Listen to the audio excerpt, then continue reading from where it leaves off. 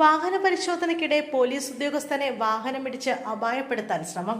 Ernakulam north station ASI PN സന്തോഷിനാണ് പരിക്കേറ്റത്. ബോണറ്റിലേക്ക് വീണ സന്തോഷുമായി car 20 metre മുന്നോട്ട് പാഞ്ഞുപോയി.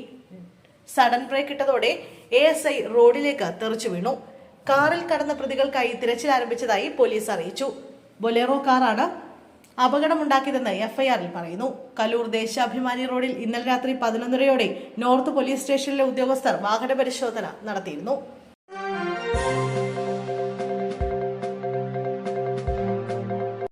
ആശുപത്രിയിലെത്തിയ ആളുടെ തലയിൽ ചക്ക വീണു. പത്തനംതിട്ട ജനറൽ ആശുപത്രി പരിസരത്താണ് സംഭവം. ഓമലൂർ സ്വദേശി N ഗംഗാധരൻ നായർക്ക് പരിക്കേറ്റു. അത്യാഹിത വിഭാഗത്തിന് മുൻപിലുള്ള പ്ലാവിൽ നിന്നാണ് ചക്ക അടർന്നു വീണത്. ഇന്നലെ ഉച്ചയ്ക്ക് 1:15-നാണ് സംഭവം. ചക്ക വീണതോടെ ഗംഗാധരൻ നായർ ബോധരഹിതനാകുകയായിരുന്നു.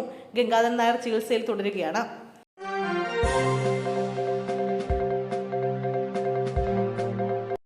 ആരോഗ്യമന്ത്രി വീണ ജോർജിനെ KSU പ്രവർത്തകർ ആക്രമിച്ച സംഭവത്തിൽ പ്രതികരണവുമായി പ്രതിപക്ഷ നേതാവ് VD സതീശൻ.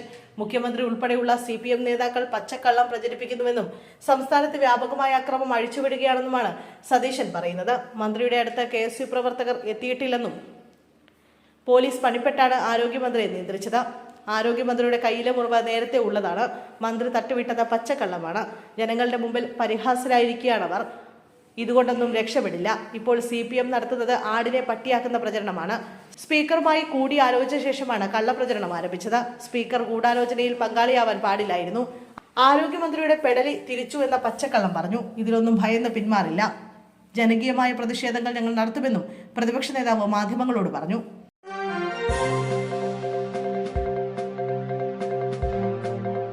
വ്യാജ മോഷണക്കുറ്റം ആരോപിച്ചതിനെ തുടർന്ന് യുവതി ആത്മഹത്യ ചെയ്ത സംഭവത്തിൽ നിർണായക തെളിവുകൾ ശേഖരിച്ച പോലീസ് ജസീല നേരിട്ട മാനസിക പീഡനം വ്യക്തമാക്കുന്ന ശബ്ദ സന്ദേശമാണ് പോലീസിന് ലഭിച്ചത്.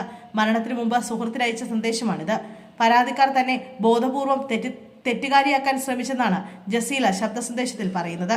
പിടിച്ചു നിൽക്കാൻ കഴിയാത്ത അപമാനമുണ്ടായെന്നും ജസീല പറയുന്നു.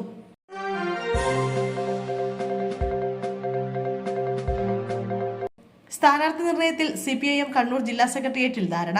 നിയമസഭാ തെരഞ്ഞെടുപ്പിലെ സ്ഥാനാർത്ഥി നിർണയത്തിൽ CPIM കണ്ണൂർ ജില്ലാ സെക്രട്ടേറിയറ്റിൽ ധാരണ. CPIM സംസ്ഥാന സെക്രട്ടറി MV ഗോവിന്ദന് പകരം തളിപ്പറമ്പിൽ N സുകന്യ ജനവിധി തേടിയേക്കും. കണ്ണൂർ ജില്ലാ സെക്രട്ടേറിയറ്റ് അംഗവും മുൻ MLA ജെയിംസ് മാത്യുവിന്റെ ഭാര്യയുമാണ് N സുകന്യ. MV ഗോവിന്ദന്റെ ഭാര്യ VK ശ്യാമളയുടെ പേര് ഒരു വിഭാഗം ചർച്ചയ്ക്ക് വെച്ചെങ്കിലും ഭൂരിപക്ഷ പിന്തുണ ലഭിച്ചില്ലെന്നാണ് വിവരം.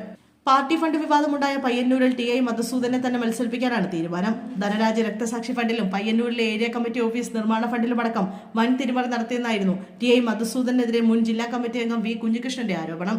പയ്യന്നൂരിൽ CPIM വിമതർ മത്സരിച്ചേക്കുമെന്ന റിപ്പോർട്ടുകളുമുണ്ട്. ഇതിനിടെയാണ് TI മധുസൂദനന്റെ സ്ഥാനാർത്ഥിത്വം സ്ഥിരീകരിക്കുന്ന വിവരങ്ങൾ പുറത്തുവരുന്നത്.